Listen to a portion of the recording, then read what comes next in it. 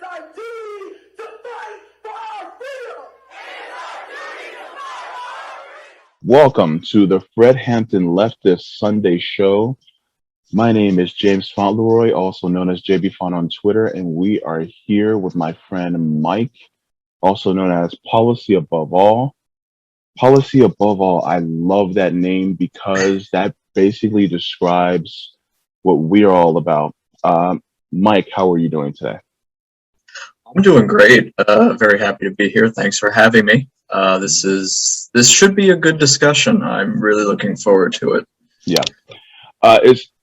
Now, before we go any further, I just want to address my background. Okay. The background you see is the American flag. Now, as you notice, if you go, especially on a lot of right-wing media, they tend to have the American flag background, liberty, justice, and all that.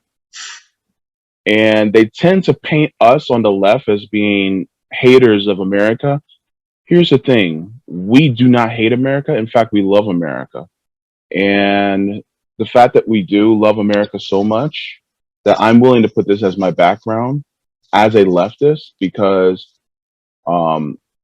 we are just as much, if not more, wanting liberty and justice for all, not just a few, for all. Mm-hmm. So this is one of the reasons why I have this background, because you know what? I'm sick and tired of being painted as someone who hates America when I love the people, not just the concept of America. Mm-hmm. No, very well said. Yeah. I agree with that. I mean, yeah. I like the saying that what is it? We love America so much we actually want to change it and make it better for everybody. Yeah. Yeah. America's it's like a house. If you see something wrong with it, then just because, like, for instance, if you have a fence that is broken down and dilapidated, if you're tearing it down to build a new one, that doesn't mean you hate the home. It means you love the home enough to take down what's wrong and build up what's correct. Right. So that it benefits the home overall. And exactly. The neighborhood, or as in for us, the world. Because if we improve our country, because our country has so much influence over the world, we're improving the world as well. Absolutely. A lot of the world would be in a much better place if America could get its shit together. No truer words have been spoken. This is Mike, people. This is one of the reasons why I'm interviewing him. So one of the things that we want to talk about today was about the education system in the United States. I don't think that gets enough discussion. Even in leftist circles, we tend to talk about like college for all. And mm-hmm. I even sometimes inject like vocational educational, technical education as well into that. Yeah. What are your thoughts on how often we speak about it in leftist circles, and what things do you think that we can do to change that?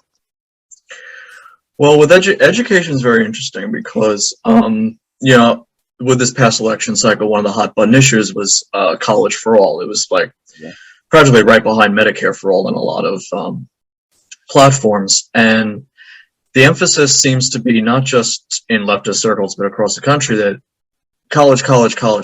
Like you got to go to college, you got to get that degree. Mm-hmm. So we need to make college affordable because right now, I mean, nobody watching, listening to this needs me to tell them how crazy high college tuition prices have been skyrocketing.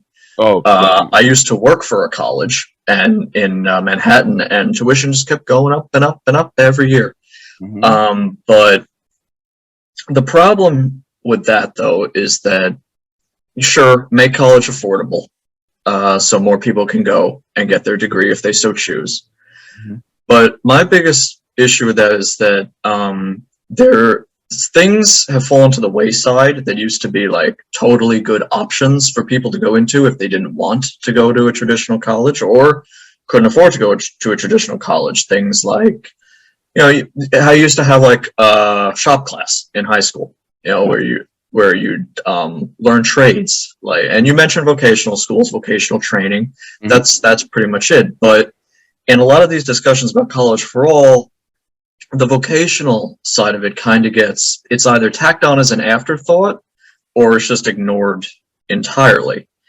And personally, I'm just a little sick of the one track of a person's life. Like, you go elementary, high school, then you go to college and you get your degree, and then you go into the world and you get an office job, blah, blah, blah. But there's other paths. Like, we need plumbers, we need carpenters, we need electricians. Like, society cannot function without these blue collar, quote unquote, menial positions. And there just has not been enough focus on them, at least in my personal experience growing up. I don't know about yours, but growing up, that wasn't even really mentioned at all. It was always just, you got to go to college, you got to get your degree. Mhm. So, Yeah. Before I answer that, just to let everybody know, also Mike also has a background in human resources, so he knows his shit. I do. So, I do. so if anybody's wondering, especially when it comes to education and the pipeline to jobs, he does know. Yeah. One of the things that really irritated me, and now that I think back on it, there was almost a stigma, is that if you were in a vocation such as an electrician, or people would talk terribly about plumbers, like for the Mhm. whole plumbers crack type of joke trope. Yeah. Yeah. Or they would be like, they will always display plumbers as some hairy, gross, disheveled guy Yep. who just came into your home, fixed stuff, and then went away. Yep. And it was like they didn't really do much. This takes me back to, because I went to a magnet high school. So I went to my first 2 years in a regular high school, and then I went my last 2 years in a magnet high school, and I studied commercial foods and culinary arts. I Hmm. also had a classmate that was the same age as me and in the same grade, and he took plumbing as his vocation. Hmm. Now, this was back in 2002. So after he graduated, he immediately got hired. Okay. And immediately after getting hired, by the time we were 19, him and I were 19, he was buying his first home Yeah. at Wow. Yeah. 19 years old. And he wasn't doing plumbing by going to people's houses and fixing their plumbing. He was installing new plumbing into new homes in their foundation. Right. Yeah. So I'm sitting here in the kitchen, cooking, sauteing, making $10 an hour. Yep. And this kid is making upwards of $25 an hour putting in plumbing. Hmm. Now, I probably would be making a decent wage right now if I stuck with cooking. But unfortunately, I got sick. But Right. for somebody like him, he was making great money. Part of the reason was because we didn't have that many plumbers, and we still don't have that many.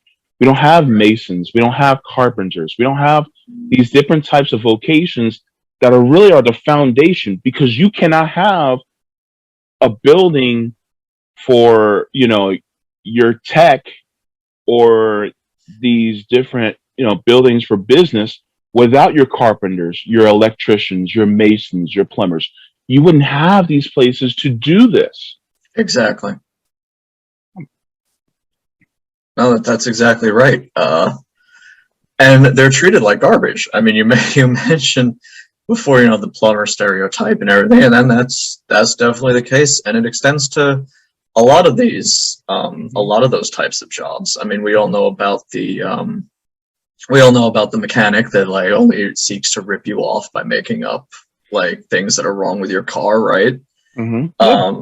We know about that. There's janitors especially are Yeah. shit on a lot of the time. Yeah. Sanitation employees in general. And look at how those on the right kind of took them under their wing, so to speak. Mm-hmm. Yep. Joe the plumber, Bob Yeah. the builder. Yeah. And so Well. they're like, oh, these people, they're elitists. They don't like you. We on the right, we like you. Come on, come with us. And come to find out, really, it's you see how we need to go back to our working class roots, where Mhm. because think about all the policies that we are for on the left. These things are integral to people who are in these fields, and these are the type of people who we need to also not only bring back into the fold, so to speak, but also we need to encourage more people to be in that field. Yeah.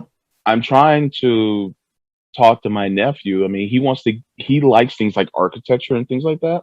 Right. Um, which if he can get into something like that, I think that'd be great because that's definitely a necessary field. I know I had a friend that actually taught AutoCAD in our local technical school. And so that's something that, a lot of people can get into because, I mean, let's say we do get someone who's on the left who, through electoral politics is the new president. And then they do a gigantic infrastructure, plan, unlike Hmm. Joe Biden. Well, And then, that's a that, different story. well, yeah. But then that infrastructure plan, they need to hire a whole lot of people who are in architecture and Hmm. trained in AutoCAD. Yep. Well, we need those people. So that's also a necessary field. But I'm sorry, I cut True. you off. No. We.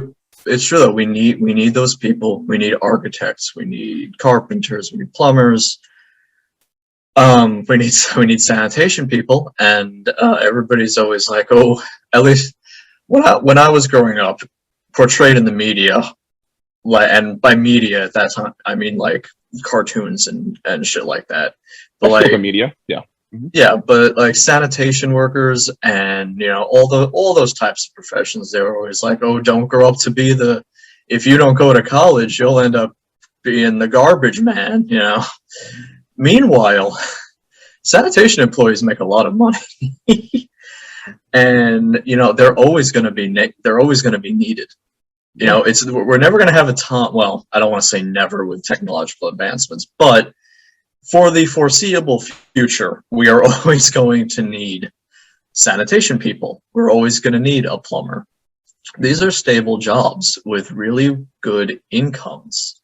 And especially now, as a consequence of the laser focus on getting a college degree, bachelor's degrees are essentially worthless. Like it used to be back in the day, when not everybody went to college. It used to be that like the high school diploma was like the bare minimum that you needed to like get employment. Hmm. And then you get a college degree. Ooh, you got a college degree. Like you can charge the big bucks now for your work because you're more highly educated. Hmm. Nowadays, the bachelor degree is basically worthless. Everybody's got one, like regardless of like what it's in. Like everybody has a bachelor's degree in the workforce, and like it's gotten to the point where it's kind of like, how do I put this? Working in HR, I've seen a lot of like job postings and resumes and things like that, and like the basic qualification is like bachelor's degree in like a related field or something for this Hmm. job. Yeah. But we've run into a problem where there's been such a focus on college and getting a bachelor's degree that the people with the bachelor's degrees, they don't really know what they're doing, in practice. Okay. Because they might know the theories and everything, but then they don't have any experience most of the time. And when it comes to actually putting into practice a lot of the things that they were taught in school, they just don't know how. So like before I left HR a year or so ago, it was the trend was moving more towards bachelor's degree or equivalent experience. So finally, at least in the workforce, we're seeing a bit of like moving away from strict requirement for a college degree into you can have a college degree, or if you've worked in this field or like you have some experience in doing this, like we will take that in lieu of a college degree. So in that regard, it's good that there's less of a focus, at least in the business world, on having a college degree in order to get a job. In some places, not everywhere. But in the grander scheme, like as a country, there is still that focus on get that college degree to the exclusion of all else. You know, this reminds me of when I was working in the culinary field after I went to school. I particularly did that so that I didn't go to college Mm-hmm. because I didn't want debt. That's the whole reason why I did it. Mm-hmm. And one thing I noticed was that all those guys that went to college for culinary, they tried to get their bachelor's in culinary arts and Culinary sciences. arts, yeah. They would come out, and one of the executive chefs told me, these kids, they go to college, they'll come out, and, he said, and quotes, these kids don't know shit about cooking. And he basically told me, going to culinary school will teach you how to cook, but working in a restaurant will teach you how to work. Yeah. And that was something that I kind of had the both. So I had the entry level culinary arts training, but also I had started working in culinary basically before I even started, well, right at the same time where I started school. So I had kind of like the dual training at the same time. So I had kind of both. And with that being said, it shows that just because you have, it's like what some people say about flying a plane. Yeah, you can learn all you need to in a flight simulator, but it's another thing to actually be in the cockpit in a plane 30,000 feet in the air and flying the jet. Yes. There's So a big difference. Big difference. Yeah.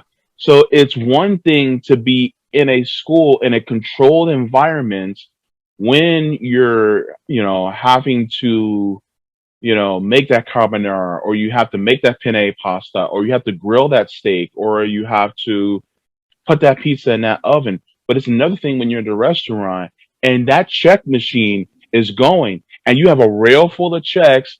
Then some of your items had to be, 86 in the back. And then you have the chef yelling at your face, and the outside expo yelling at your face. But at the same time, you're not really a loud person, but you have to become that type of person. Mm-hmm. It's just a whole different ball game. Well, why do you think Gordon Ramsay's been chilling for the last 30 years or so, just going around to restaurants and telling them how to actually, function? Yeah. Yeah. Gordon Ramsay's built an entire empire around that. Yeah. I mean, it's a little dramatized, a little bit. Oh, absolutely. But at the same time, for the most part, the way Gordon Ramsay behaves as a chef, that's the kitchen. Yeah. That's the way it is. And I was believe it or not, I was actually more timid before I started cooking. Mm-hmm. But then as I got into the kitchen, I actually had to discover, my voice in the kitchen, because I would be like, excuse me, until it got to a point I was like, hey, take that out of the line. That's been in there for too long. I'm firing another one if you guys don't get that off the line. So help me God. And so exactly. I had to become that person. You can't be timid in the kitchen, man. You just can't. You just can't. You won't survive. Yeah. But so that goes to the larger point of what you were making, basically, about how, you have to, the field that requires you to always have a bachelor's degree, there seems to be an inflation of college degrees and a deflation of technical training. Yeah, I'd agree with that. And in the past, that's theoretically what an internship is for, right? In the course of your degree, Sure. You're going to college, you're studying a subject, and most colleges, see, I didn't have to do an undergrad internship with my bachelor's degree. I only did one at graduate school. But there are undergrads that do require internships and stuff like that. So I'm just gonna run with that presumption. So you're studying a subject. Part of the requirement to graduate and get that degree is an internship in your field somewhere. Yeah. And in theory, that is supposed to also give you the practical hands-on experience, so that when after you graduate, you have both. You have the theoretical knowledge, you have the training, and then you also have the practical hands-on experience from your internships. Absolutely. The problem with that is that most internships nowadays are a joke. I mean, it's not even nowadays. It's been around for probably a good 10 years or so. It's practically a trope now of the unpaid intern. You know, they go in, the company brings in the intern, the kid from college, and what is the intern doing? The intern's doing all the grunt work that nobody else wants to do. He's getting the coffee, they're like changing the paper in the copy machine. Like, how does that prepare a person for working in their field? It doesn't really. Maybe if you're lucky, like someone there will actually like give you a chance and teach you some like actual things, but a lot of the time it's grunt labor in an office. At least I don't know about practical experiences like in other things, but at least the one I did, it's basically worthless. So you get it, you do that for a check mark on your to graduate checklist, right? You check that off, and it serves no other purpose. And then you graduate, you have your degree, big whoop. It takes like a year or so to get a job. Like going back to your friend who like instantly got a job, as that doesn't happen. That doesn't happen with most things. Like, how many people are sitting there submitting thousands of resumes hoping for like one callback? Like, it just doesn't happen anymore. You know, on the other hand, I cannot tell you how many times I have spoken to people who work at technical schools and who are in the vocational field who have told me that there's companies literally pulling kids out of school to start them in their field already before they even finish. There you go. I mean, look at, like, for instance, there was the Motorcycle Mechanics Institute, and they also have a Marine Mechanics Institute. The companies are literally pulling kids out of technical school and putting them in jobs before they finish. Yeah. So it's because it's so necessary, and they can't find anybody to do these jobs because they don't have the training. And so it's essential, you know, to have them, you know, but they're just not there. So really, we just show the dichotomy of what happens when you have so many people going to one sector of education versus not enough people going into another sector of education. Yeah. And that's because, at least when we were growing up, I mean, that was the path. It was go to college, get your degree, work in an office, or like go into academia, you know, become a professor or become a doctor or a lawyer, you know, the white collar professions, you know. That was the emphasis because, oh, you'll make so much. All the money is in that field. And to a degree, that's true. I mean, nobody's saying that doctors don't make a very good living. Like, nobody's trying to claim that. But, you know, you can also make a very comfortable living going to a trade school, becoming a carpenter, you know, going to a technical school. Like, I also think that one of the biggest issues with this as well is it's so geared towards men and males that they don't recruit women to go into these fields. There are whole programs now sprouting up around that very issue, and their only function is to get more women in tech, women in trade jobs. You know, I see ads for this shit all the time on my YouTube videos. Like, there's been a huge focus on trying to get more women into these fields because it's very male dominated and it's a very much a good old boys club, you know. Yeah, like ladies, listen. I don't care. Cis ladies, trans ladies, all of you. All All ladies, types of okay? ladies. All types of ladies. Listen, get into ironworking, get into masonry, get into carpenting, get into If these that's your thing. fields. If that's something that you would like to do, of course, but Let's not tip please the do it. let's not tip the scale the other way when now we're Of course, forcing of course. everybody into Yeah, yeah, carpentry. yeah. Like you know. But yeah, no, it is a problem. Yeah, And there are institutions now geared around correcting that's good. that Yeah, that problem. Yeah. yeah, of course. But I mean that goes back to how men and women are, you know, the whole gender role. That's a whole different video on gender norms and gender Yeah, roles and how we're yeah, pushed one way or the other, you know. That's a whole different video I don't want to get into right now. yeah, yeah. Um, But yeah, it's just there's that side that always gears towards a certain demographic that kind of has to die, because yeah. I mean there are plenty of fields where I think that contribute. I think what I'm trying to say is it contributes to us having less people in that field because you only will have one part of society going into being men. And hmm because there are not that many women, then it also kind of takes away from people being in that field as well. It kind of pulls back the number where we need more people to go into that field, for the most part. Yeah, absolutely. Yeah. Yeah.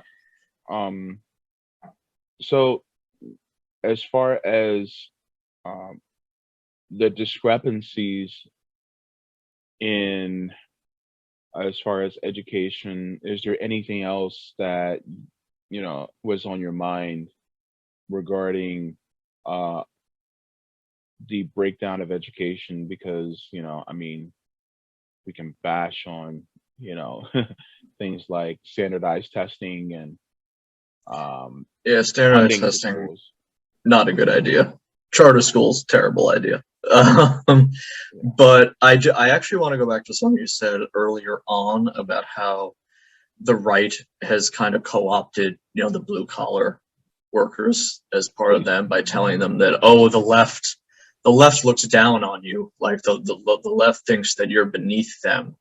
Hmm. And but we understand, like, you know, down home America, you know, that's stereotypical Republican rhetoric. Hmm. And here's the thing, it works because it's true.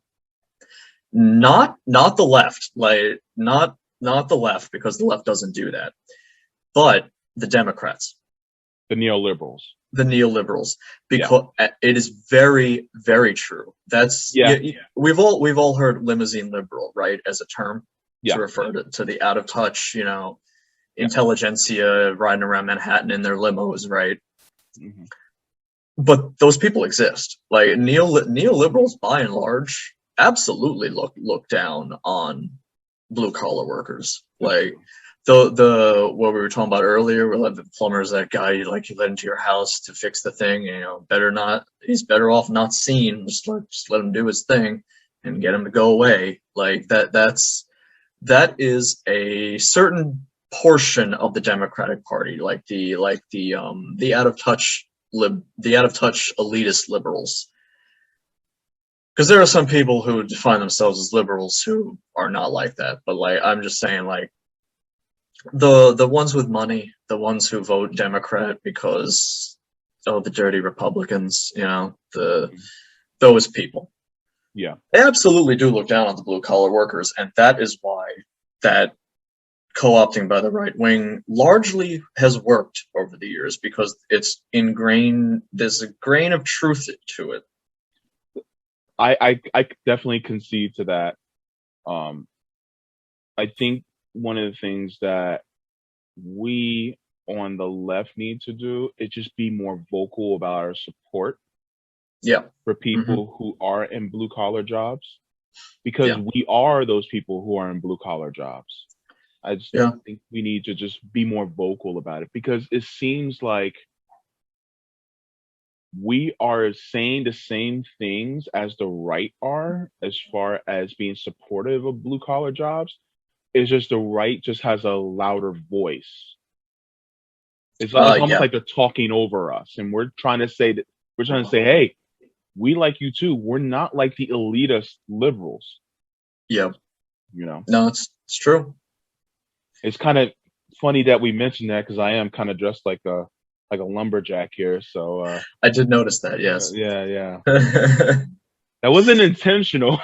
it's not intended, but it worked Yeah. out really well. Well, yeah, yeah, yeah. Now I look like a black Republican now on here. Oh, jeez. Don't get me started. The Might bottom end up. line basically is that these people are like they are the foundation of the country. They're the foundation. They're what keeps they're what keeps society going. Like Yeah. you can't have your stock traders in your office building without someone to build the building and and keep the plumbing going and the electricity running. You know, Mhm. our tech and our computers are great, but if there's no electricity and no working like connections, they're basically paperweights. Yeah. It And yeah, it yeah, it makes building new infrastructure really hard when you don't have enough people to build that infrastructure. exactly. And that's why the Green New Deal would have also created millions of jobs across the country. But you know, 20 million to be exact. yeah, we're not here to talk infrastructure though. Yeah. But you see how it ties into our everyday life. Oh yeah, You know, absolutely. I mean, look, every single time you ride down a road and there's potholes everywhere, of course that's, on the government, but at the same time, if these companies don't have enough people to hire for road construction, Hmm. then everything's going to stay broken because you don't have enough people who have the jobs to fix it. Exactly. Also, another thing I wanted to touch on real quick was people's well-being. A lot of people's Mhm. well-being could, their mental health could go up a little bit if there was more of an emphasis on alternatives to traditional education. Because I think agree with about it, because of the overemphasis on college, college, college, that. college is not for everybody. Like That's putting that's for aside the sure. fact that fewer and fewer people can even afford it anymore, Yeah. like putting that aside, Hmm. college just isn't for everybody. Not everybody is geared for like a formal education setting. Hmm. Hmm. And when you don't fit into that category that everybody says you're supposed to fit into, it can cause a lot of mental strain, like emotional mental health strain. So think of all these people that might be happier and live more productive lives if there was more of an emphasis on, sure, you can go to college, you can do this, or you can try these things like XYZ. Maybe you're happier working with your hands. Maybe you want to be a mechanic, be a plumber. Hmm. Um, Even to a lesser degree, go to culinary school, because even though culinary school is sort of more on the line of college, it's also at the same time not emphasized nearly as much and also kind of looked down upon as well as an alternative to college. Hmm. Even though everybody eats, doesn't really make sense. But Hmm. culinary school is kind of in this weird nebulous area in between traditional trades and traditional college, but at least in my mind. So if there was more awareness of you can do X, Y, Z, etc. Hmm. beyond college, people might be happier. They might be like, "Oh man, I thought this was the only thing I was allowed to do with my life, but it turns out I can do all these other things." You know, Hmm. and I see you're pulling up the costs of going to school. Yeah. Wow, is that true? Around 33,000 for the entire period of vocational training? That's It's, amazing. it strikes me as interesting because as I'm seeing this, we talk about student loan debt. part of that student loan debt is because there was such an overemphasis of people going to college as the traditional way of going to school Hmm. that it led so many people to get into college debt. Yep. And the thing is that when it comes to vocational school, number one, it's cheaper. Number two, they make good money. So number one, so it kind of tips the scales in a bit of an opposite direction. So now Yeah. you're going to school where, I mean, you're pretty much guaranteed a position if you get that education, number one. Number two, it's not very hard to pay off because you're spending what? How much it costs to do what? 1 to 2 semesters in a traditional college. Yeah. Yeah. So, you know, if that's the case, you're much better off uh this day and age going to there. Not that I'm discouraging going to college, I'm not saying that, but Yeah. if you No. find it Yeah. within yourself that you would like to do something that's outside of the norm of going to college, a technical education is great. But at the same time, what I'm also not saying is that just because you don't go to college or get a technical education, that is an excuse for you not to get a living wage at all. That is also not an excuse. You should also be getting a living wage just because you went to high school. Let's be real. Yeah. But because if you're doing labor, you deserve a living wage. Yeah. But that's Uh, another discussion. that's another discussion. I just wanted to put that in there because I didn't want people to misconstrue me saying that the only way you can get a living wage is if you further your education outside of high school. I'm not saying that. What I'm saying is that if you would like to further your education, there are other avenues to go besides the same old college route. Because, like you said before, not college is not for everyone. It's not. It just isn't. Mhm. And yeah, I want to take this time to emphasize that everything we're discussing here about vocational schools and trade schools being so great, it's not necessarily so great over college. Like nobody, we're not trying to be all anti-intellectual up in here, you know. Mhm. Nobody is saying that college isn't good. Nobody's saying that college isn't important or that it doesn't teach you important things in theory, Mhm. like critical thinking skills and all of that, like Mhm. which you could learn in which you should technically be learning in high school. But we all know the abysmal education in America pre-college level, Yes. and even in some cases on college level. But Mhm. the point is, this is not an indictment of higher education. This is not to say that higher education isn't important or it has no value. I'm just trying to bring to light the fact that for the last 30 years or so, as a country, we've been focusing on higher education to the exclusion of all else, and that has caused a very, very harmful effect on the country's population and, as a consequence, the country as a whole. No, exactly. I agree.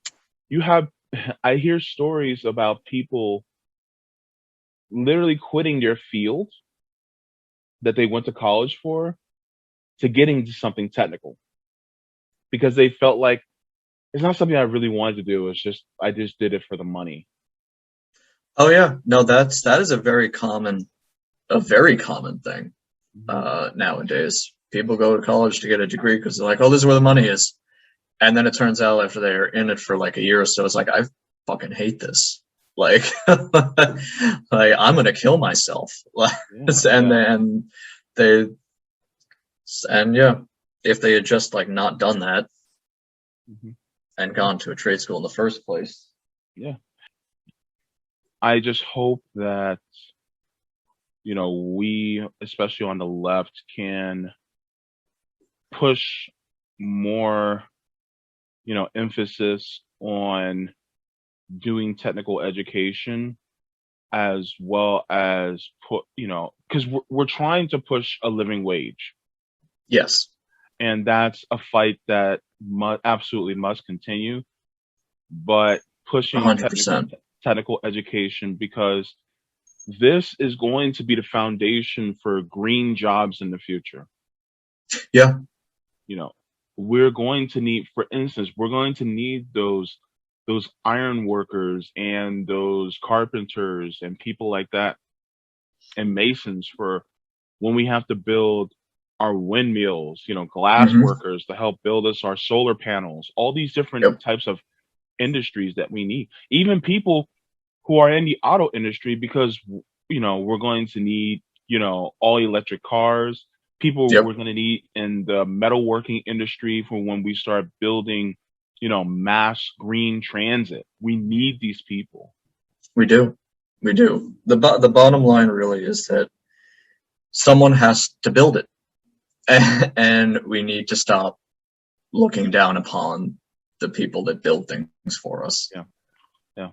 And a lot of these people are in the black community, and uh, you know the majority of people in general are just workers, Yeah. and this is something that you know we have to keep in mind, that this elitist mindset that the liberals have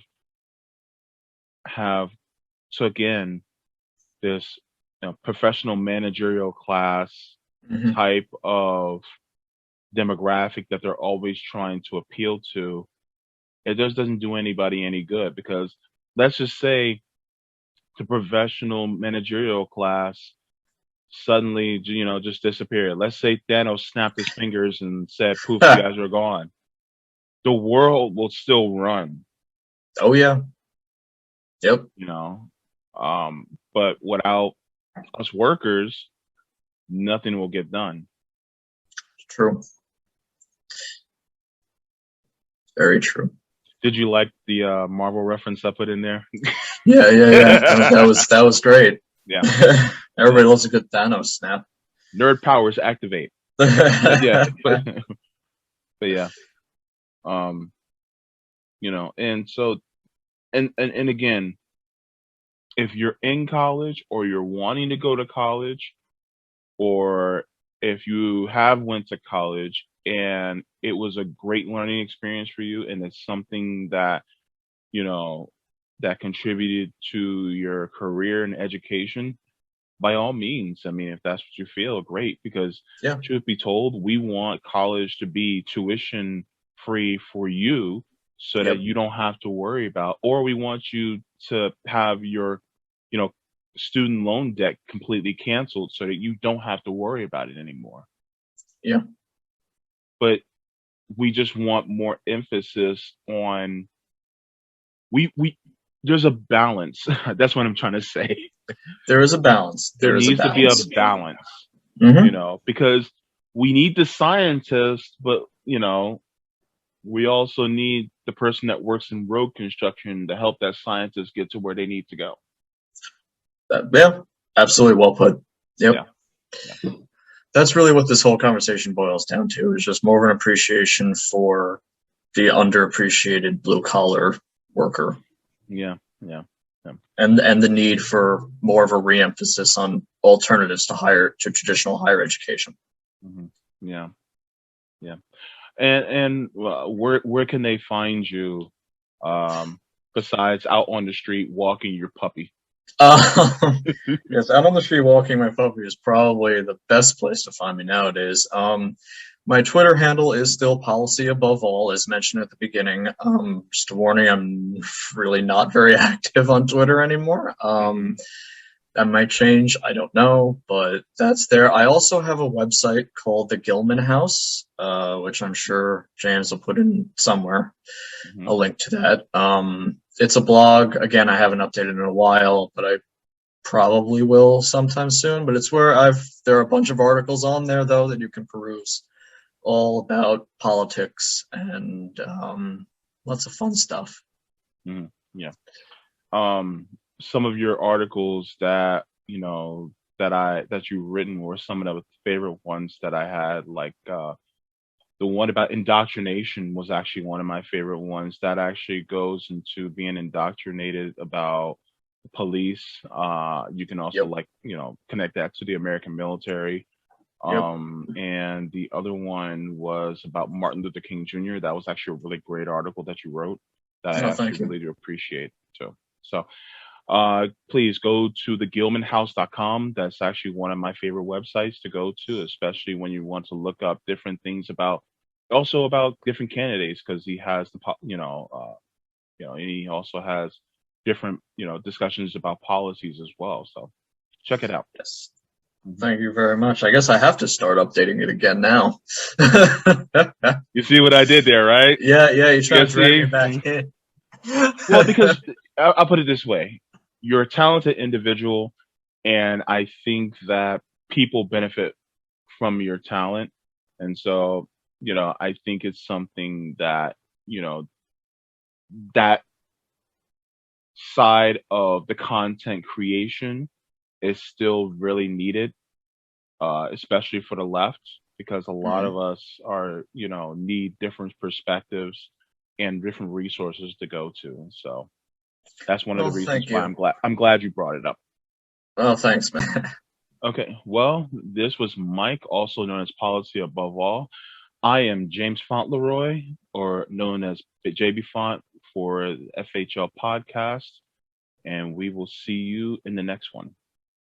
See ya.